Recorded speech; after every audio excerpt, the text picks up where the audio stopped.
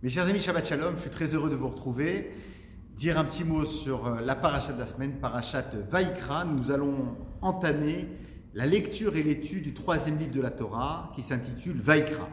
Et à ce sujet, il y a, bien évidemment, on va parler de très nombreux sujets. Ce livre s'appelle en français le Lévitique, puisqu'il concerne et regarde avant tout la tribu des Lévi'im, celle qui allait servir dans le tabernacle, ce fameux temple portatif qui accompagnait les enfants d'Israël dans le désert. J'aimerais, mes chers amis, pour ma part, simplement interpréter le premier verset de la parashat Vaïkra. Le texte nous dit « Vaïkra el Moshe » et Dieu, l'Éternel, a appelé Moshe « Vaïdaber Hashem elav » et il lui parla « Me'oel Moed, les morts, à partir de la tente d'assignation, en ces termes » et donc va suivre l'ensemble des lois sacrificielles, du culte sacrificiel. Alors ce qui est intéressant, et c'est le Baal HaTurim qui nous fait remarquer, c'est que dans le rouleau de la Torah, la dernière lettre du mot Vaïkra, qui signifie le verbe appeler, la dernière lettre, qui se termine par un Aleph, la dernière lettre est écrite en tout petit, en minuscule. Et le Baal HaTurim explique et nous dit qu'en vérité, l'explication est la suivante. Et d'ailleurs, cela fait partie des règles extrêmement strictes qui concernent le scribe lorsqu'il se met à écrire le rouleau de la Torah, de suivre scrupuleusement toutes ces recommandations qui ont été dites et données au pied du mont Sinaï. Lorsque Moïse a donné les 10 paroles aux enfants d'Israël et le rouleau de la Torah, il leur a transmis un certain nombre d'informations. Et parmi ces informations, l'exigence que le mot de Vaïkra se termine par un tout petit Aleph. Et le Baal HaTurim donne une explication qui est très belle, extrêmement originale, et qui est une leçon pour nous tous, en tant qu'hommes qui appartenons au genre humain. C'est une grande leçon de modestie. Nous savons que Moshe Rabbeinu incarnait la modestie et la simplicité par excellence, à tel point que la Torah vante cette personnalité hors norme, hors du commun, comme étant un ave Mikol Adam, un homme humble, modeste, plus que n'importe quel homme que la terre a porté. Et lorsque Moshe a écrit la Torah sous la dictée de Dieu, il s'est senti, il était extrêmement gêné d'écrire que Dieu a appelé Moïse et il lui a parlé à partir de la tente d'assignation. Il s'est dit, mais qui suis-je pour l'écrire? Et donc il a eu énormément de mal à écrire cela, et c'est la raison pour laquelle il l'a écrit. Et il a terminé par une lettre minuscule. Le Aleph, qui est la première lettre de l'alphabet, comme le A en français, symbolise le Ani, le je. D'ailleurs, en hébreu, le je suis n'existe pas. Il est sous-entendu. Ani, normalement, c'est je. Ani, je. Et Anori, il n'existe que Dieu qui peut dire Anori, qui veut dire je suis, j'existe. Et donc l'homme, d'ailleurs Ani, c'est intéressant parce que Ani, c'est les mêmes lettres, c'est l'anagramme de Ein, Ein, c'est-à-dire la négation. C'est-à-dire qu'un homme doit prendre sur lui cette capacité à montrer en tout lieu et en tout temps, en toutes circonstances, faire preuve de simplicité, de modestie.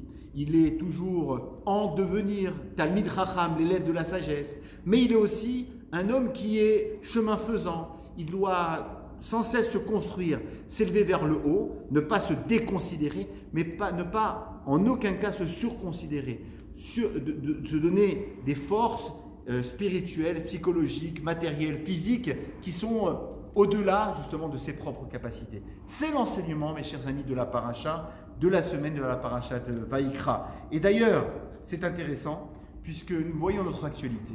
L'homme du XXIe siècle, comme du XXe siècle, a été capable des plus grandes prouesses au niveau de l'humanité. Il a apporté la technique, la technologie, la modernité. On vit dans un monde ultra connecté. Nous parlons de villages planétaires. L'homme a été capable d'apporter un progrès pour l'humanité au niveau médical, au niveau de l'imagerie médicale. Il a été capable d'envoyer un homme sur la Lune. Il y a plusieurs années de cela, plusieurs décennies. Et l'homme est capable de choses magnifiques, mais il est aussi malheureusement capable du pire. Il est capable du pire comme du meilleur. C'est la raison pour laquelle Dieu compare souvent à l'homme à la poussière, au sable de la mer, comme aux étoiles du ciel. C'est-à-dire que l'homme est capable d'être au plus bas de la terre, mais aussi au plus haut d'être une véritable kochav, une véritable étoile, une véritable star qui brille dans le firmament. C'est le message, à mon avis, que la paracha de la semaine nous inspire, c'est qu'aujourd'hui, malgré les grandes difficultés, les grandes souffrances, on peut aussi voir un signe exceptionnel de la part de l'humanité. C'est que même les plus grands pays dits capitalistes, où jusqu'à présent c'était la finance qui dirigeait le monde, c'était le cours boursier, c'était les finances, les actions et les entreprises, c'était le number one, on vivait que pour cela, le monde vivait autour de cela.